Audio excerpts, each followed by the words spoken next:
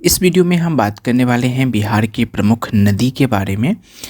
सबसे पहले हम जान लेते हैं कि बिहार में कितनी प्रकार की नदियां जो हैं वो प्रवाह करती हैं। तो दो प्रकार की नदी जो हैं वो बिहार में प्रवाह करती हैं। पहला है हिमालयी नदी और दूसरा है आपके पठारी नदी।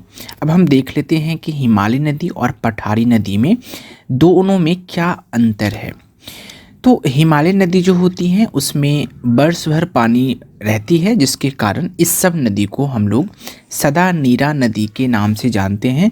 सदा नीरा का मतलब होता है सदा नीर, नीर का मतलब होता है पानी।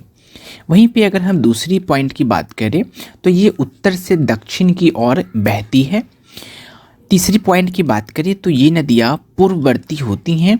चौथा, ये नदियाँ वाली अवस्था में हैं। जो अभी ये नदी प्रवाह होती हैं, जैसे कि आप गंगा की बात कर लें, कोसी की बात कर लें, जैसे कि बागमती की बात कर लें, तो ये सभी जो नदी हैं ये सभी बाल्य अवस्था में अभी हैं। उसके बाद हम पाँचवा पॉइंट में देखें कि ये नदियाँ बड़े बड़े डेल्टा का निर्माण करती है। आपने देखा भी होगा बिहार में ऐसे डेल्टा बनी हुई हैं।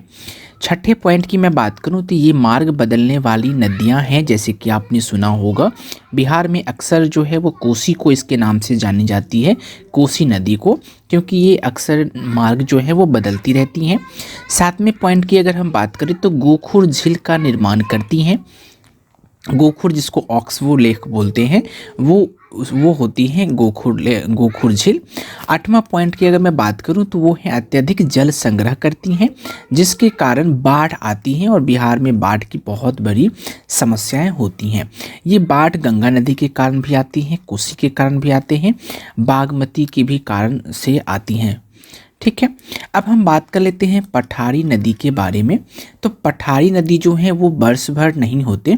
इसमें ये जो नदी होती हैं वो वर्षा पर निर्भर करते हैं। जिस समय वर्षा होती रहती है उस समय इस नदी में पानी बहुत रहती हैं, फिर पानी जो है वो कम हो जाती हैं। अगला है ये दक्षिण से उत्तर की ओर बहती हैं, जबकि हमने हिमालय नदी में देखा है ये उत्तर से दक्षिण की ओर प्रवाह करती हैं। तीसरा पॉइंट है ये नदियाँ छोटे डेल्टा का निर्माण करती हैं, जबकि हमने हिमालय वाले में देखा है कि ये बड़े बड़े डेल्टा का निर्माण करती हैं। ये नदियाँ प्रौढ़ अवस्था में हैं, जबकि हमने हिमालय नदियाँ में बात किया था कि ये सभी नदियाँ भी बाल्य अवस्था में हैं। ये सीधी गमन करने वाली नदी होती हैं, जबकि जो हिमालय है वो थोड़ी सी टेढ़ी ऐसे ऐसे करके जो है वो चलती हैं। अगला है बाढ़ की कम संभावना होती है। अब इसलिए क्योंकि वर्षा होती है तभी इसमें पानी रहती है, तो पहले से पानी न होने के कारण इसमें पानी कम होती हैं, तो ज़्यादा वर्षा होती है तो भी पानी ये ऑब्जर्व कर लेती हैं, तो इसमें बाढ़ आने की संभावना कम होती है। जैसे जो नदी है, जैसे में सोन है, पुनपुन है, फल्गु है, अजय है, इस प्रकार की नदियाँ जो हैं वो है इसके पठारी नदियाँ के अंतर्गत। अगला है कि ये नदियाँ जो हैं वो अनुवर्ती होती हैं। अब हमने हिमालय नदी और पठारी नदी के बारे में बात कर लिया है। अब हम एक एक करके हिमालय नदी जो बिहार में जो नदी प्रवाह करती हैं, जो महत्वपूर्ण नदी हैं, उसके बारे में हम देख लेते हैं। उसके मद्देनज़र पहला जो हम नदी लिए हैं वो है गंगा नदी। गंगा नदी जो है वो उत्तराखंड के, यूके का मतलब यहाँ पे उत्तराखंड है, उत्तराखंड के गंगोत्री ग्लेशियर से निकलती है। जो गंगा नदी की लंबाई है वो है 2525 किलोमीटर। वहीं अगर मैं बिहार के संदर्भ में बात करूँ तो बिहार में 445 किलोमीटर जो है 445 किलोमीटर लंबाई के साथ जो है वो बहती हैं। देवप्रयाग में अलकनंदा और भागीरथी दोनों नदियों के मिल जाने के बाद ही इस नदी का नाम गंगा पड़ता है। ठीक है, या गंगा के नाम से जाना जाता है। यह नदी बिहार के बक्सर ज़िले में चौसा के समीप प्रवेश करती हैं और कटिहार एवं भागलपुर की सीमा बनाते हुए बिहार से वेस्ट बंगाल में चली जाती है, अर्थात पश्चिम बंगाल में जो है वो चली जाती हैं। बिहार के कुल 12 ज़िले में जो है गंगा नदी प्रवाह करती हैं और सबसे ज़्यादा जो प्रवाह करती हैं वो बिहार के राजधानी पटना में या फिर बिहार के ज़िला पटना में जो है वो प्रवाह करती है। जैसे कि आप यहाँ पर देख भी सकते हैं, सर्वाधिक लंबाई जो है वो पटना ज़िले में है बिहार के। अगला है इसकी सहायक नदी की अगर हम बात करें तो घाघरा है, गंडक है, बूढ़ी गंडक है, कोसी है, पुनपुन है, सोन है। ये सभी नदियाँ जो हैं वो गंगा के सहायक नदी के अंतर्गत आती हैं। अगला पॉइंट हम देखें तो महानंदा अजय बिहार से बाहर गंगा में जा कर के मिल जाती है, तो एक तरह से ये बिहार गंगा नदी के ट्रिब्यूटरीज हैं। ठीक है। अगला है बांग्लादेश में इसे पद्मा के नाम से जाना जाता है, किसे? गंगा नदी को। और अंततः जो है वो बंगाल की खाड़ी में गंगा नदी जो है वो चली जाती हैं और सुंदरबन डेल्टा का निर्माण जो है वो करती हैं, उसमें ब्रह्मपुत्र का भी सहयोग है। अब हम अगला पॉइंट की बात करें तो बिहार के 12 ज़िले में, अच्छा 10 यहाँ पे 9 पॉइंट थी, अब यहाँ पे 10वां पॉइंट में बात करें जो बिहार में 12 ज़िले में जो प्रवाह करती हैं, वो एक बार जिला का भी हम देख लेते हैं। तो बक्सर है, बक्सर में तो प्रवेश ही करती है। उसके पश्चात लखीसराय है, पटना है, बेगूसराय है, मुंगेर है, कटिहार है, खगड़िया है, भोजपुर, सारण, वैशाली, समस्तीपुर और फिर यहाँ पर भागलपुर।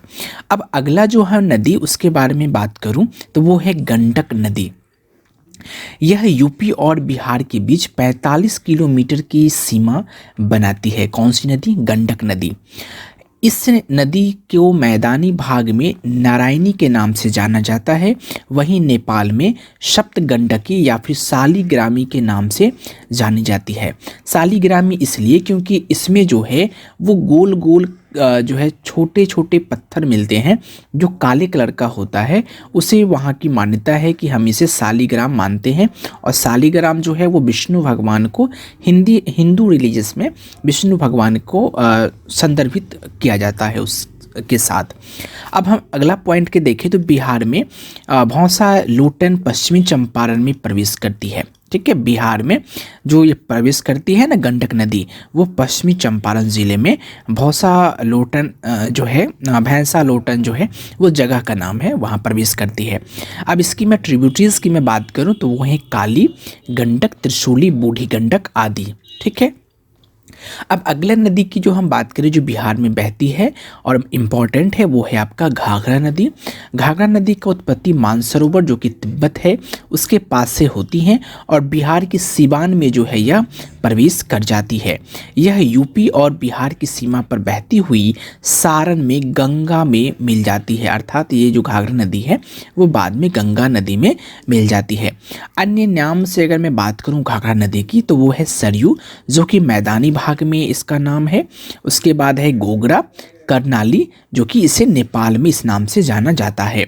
अगला है सहायक नदी की मैं अगर मैं बात करूं जो इसके ट्रिब्यूटरी हैं वो है राप्ती, छोटी गंडक, शारदा, भेरी, शेती आदि। अब हम बात कर लेते हैं बूढ़ी गंडक नदी के बारे में। तो सोमेश्वर श्रेणी के पश्चिमी भाग से निकल करके पश्चिमी चंपारण, पूर्वी चंपारण, मुजफ्फरपुर, समस्तीपुर, बेगूसराय ज़िले में बहती हुई और अंत में खगड़िया ज़िले के एक जगह पे गंगा में यह नदी मिल जाती है। और मैं इसकी सहायक नदी की मैं बात करूं, ट्रिब्यूटरीज की मैं बात करूं तो मसान नदी है, बालोड़ है, तिउड़ है, धनेती है। ठीक है। अब आगे जो नदी है वो है आपकी बागमती नदी। बागमती नदी नेपाल के महाभारत श्रेणी से निकलती है, बिहार के सीतामढ़ी जिला में प्रवेश करती है और अंत में गंगा में जो है वो मिल जाती है। नेपाल में इस नदी के तट पर काठमांडू शहर जो है वो और पशुपतिनाथ मंदिर जो है वो स्थित है। अब हम बात कर लेते हैं कोसी नदी, जो कि बिहार में बहुत फेमस नदी है। ये अपने बिहार की शोक के कारण, तो कोसी मार्ग बदलने के कारण, तो कोसी अपने मार्ग परिवर्तन एवं बाढ़ के लिए जाना जाता है। इसी कारण इसे बिहार का शोक भी जो है कहा जाता है या फिर बिहार का अभिशाप भी कहा जाता है। नेपाल के उत्तर पूर्व में स्थित गोसाई स्थान से निकलती है और नेपाल में इसे सप्तकोसी कहा जाता है क्योंकि यह 7 धाराओं के मिलने से जो है इस नदी का निर्माण होती है। अब बिहार के सुपौल जिले में जो है ये प्रवेश कर जाती है। कौन सी नदी? कोसी नदी। और कुर्सेला जो कि कटिहार है, कटिहार में है कुर्सेला एक जगह, वहाँ पर यह गंगा नदी में अंततः मिल जाती है। अगर मैं इसकी ट्रिब्यूटरी की बात करूँ तो वो है अरुण नदी, तमोर नदी, लिखू नदी, दूधकोशी, तमाकोशी, इंद्रावती, सुनकोशी आदि। अगला नदी की हम बात करें तो वो है आपका महानंदा नदी। यह उत्तर बिहार की सबसे पूर्वी नदी है। ठीक है। उत्तर बिहार की सबसे पूर्वी नदी, अगर मैं ऐसे प्रकार का मैं अगर बिहार का मैप बनाऊं तो बिहार की जो पूर्वी भाग है वहाँ पे आपको महानंदा नदी मिलेगा। इसकी सहायक नदी की मैं बात करूं तो पेनार है, नागर है, बालासर है आदि इस प्रकार के जो नदी हैं वो आपकी इसके सहायक हैं। पश्चिम बंगाल के दार्जिलिंग ज़िले की पहाड़ी से निकल करके किशनगंज, पूर्णिया और कटिहार होते हुए मालदा जो कि पश्चिम बंगाल में है उसमें गंगा नदी में जो है यह नदी मिल जाती है। कौन सी नदी? महानंदा। तो आपको समझ में आ गया होगा, पश्चिम बंगाल के दार्जिलिंग जिले की पहाड़ी से यह नदी का निर्माण होता है या फिर निकलती है। बिहार के किशनगंज, पूर्णिया और कटिहार होते हुए मालदा नामक के स्थान पर जो कि पश्चिम बंगाल में है गंगा में यह मिल जाती है। अगला जो नदी है वो है आपका पुनपुन नदी। झारखंड के पलामू जिले के छोटा नागपुर पठार से यह नदी निकलती है तथा बिहार के औरंगाबाद, जहानाबाद होते हुए फतुहा में गंगा नदी में मिल जाती है। ये फतुहा पटना के पास जो है एक जगह का नाम है। इसकी सहायक नदी की मैं बात करूँ तो वो है मोरहर, मादर, दरगाह। यह नदी दक्षिण बिहार की प्रमुख नदी में से एक है। ठीक है, अब हम बात कर लेते हैं अगला नदी जो है वो है आपका कर्मनाशा नदी। इसकी उत्पत्ति विंध्य पहाड़ी से होती है और बिहार और यूपी की सीमा बनाती हुई चौसा जो कि बक्सर में है गंगा में मिल जाती है। यह दक्षिणी बिहार की सबसे पश्चिमी नदी है, ये बात आप ध्यान रखिएगा। और उत्तर बिहार के सबसे पूर्वी नदी का भी जो है हमने बात किया है इससे पहले। इस नदी को अपवित्र नदी माना जाता है क्योंकि कहा जाता है इसमें जो स्नान करते हैं उनके सारे कर्म जो हैं वो नाश हो जाते हैं। अब अगला हम बात कर लेते हैं वो है आपका सोन नदी। मध्य प्रदेश के अमरकंटक पहाड़ी के मैकाल श्रेणी से निकलती है यह नदी और यमुना के बाद दूसरी सबसे बड़ी दक्षिणी सहायक नदी है किसके? गंगा के। सहायक नदी, अगर मैं सोन के सहायक नदी की मैं बात करूं तो वो है आपका रिहंद, कन्हार और उत्तरी कोयल। जबकि सोन नदी खुद किसके ट्रिब्यूटरी है तो वो है आपके गंगा के। दूसरा सबसे बड़ा इम्पोर्टेंट है यमुना के बाद। अब हम बात कर लेते हैं फल्गु नदी के बारे में। यह हजारीबाग के पठार से निकलने वाली लाजन एक जगह का नाम है, लीलाजन एक जगह का नाम है जो कि इस लीलाजन या फिर निरंजना भी कह सकते हैं तथा मोहाना नदियों के मिलने से यह नदी का जो है निर्माण होता है और अंत में गया होते हुए पुनपुन में जो है यह नदी मिल जाती है। तो हजारीबाग के पठारी से निकलती है जहाँ पे लीलाजन जिसे हम निरंजना नाम से भी जानते थे और मोहाना जो है मोहाना एक नदी है, उस नदियों के मिलने से जो है यह बनती है। गया में इसी नदी के पास विष्णुपद मंदिर स्थित है जहां पर पितृपक्ष के दौरान लाखों की संख्या में हिंदू धर्म के तीर्थयात्री जो हैं वो जाते हैं या फिर आते हैं और अपने पितृपक्ष जो है वो करते हैं। इसी नदी पर भारत का सबसे बड़ा रबर डैम का भी निर्माण किया गया है जो कि गया जी डैम के नाम से जाना जाता है। इसी नदी के तट पर गौतम बुद्ध को ज्ञान की प्राप्ति हुई थी। वो अलग बात है कि उस समय निरंजना नदी के नाम से जाना जाता था, क्योंकि आपने जब पढ़ा होगा तो देखा होगा निरंजना नदी के तट पर जो है वो गौतम बुद्ध को ज्ञान की प्राप्ति होती है। अब अगर मैं बात करूं नदियों के किनारे बसे शहर, तो यहाँ तक जो भी इम्पोर्टेंट नदी थे, महत्वपूर्ण नदी जो बिहार में प्रवाह करते हैं वो हमने 11 चूज़ किया। उसके बाद नदी के किनारे बसे हुए शहर की मैं बात करूं तो पटना जो कि गंगा नदी के तट पर है, भागलपुर ये भी गंगा के तट पर है, बक्सर ये भी गंगा के तट पर है, मोकामा ये भी गंगा के तट पर है। छपरा की बात करूँ तो घाघरा में है, घाघरा नदी के तट पर है। हाजीपुर की बात करूँ तो गंडक नदी के तट पर है। सोनपुर भी गंडक नदी के तट पर है। दरभंगा जो कि बागमती नदी के तट पर है। मुजफ्फरपुर जो कि बूढ़ी गंडक के तट पर है। समस्तीपुर बूढ़ी गंडक, खगड़िया ये भी बूढ़ी गंडक के तट पर है। गया जो कि फल्गु नदी के तट पर है, अभी हमने बात किया। और फतुहा जो पटना के समीप वाली जगह का नाम है वो भी गंगा और पुनपुन के तट पर स्थित है।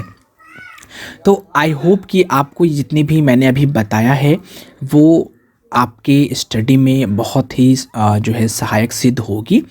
तो यहाँ पे टोटल जितने भी बिहार के इम्पोर्टेंट नदी हैं गंगा से इम्पॉर्टेंट बहुत सारे क्वेश्चन जो है वो बिहार के किसी भी एग्जाम में पूछी जाती है। तो आई होप कि वो भी आपको कंप्लीट हो गया होगा। और वीडियो अगर अच्छा लगा होगा तो please like, share and subscribe ज़रूर करें। और अगर आपको किसी भी टॉपिक पे वीडियो चाहिए तो आप कमेंट बॉक्स में ज़रूर दीजिए। 24 घंटे के अंदर में वो वीडियो जो है वो आपके सामने प्रेजेंट कर दिए जाएंगे। So thank you so much, all the best.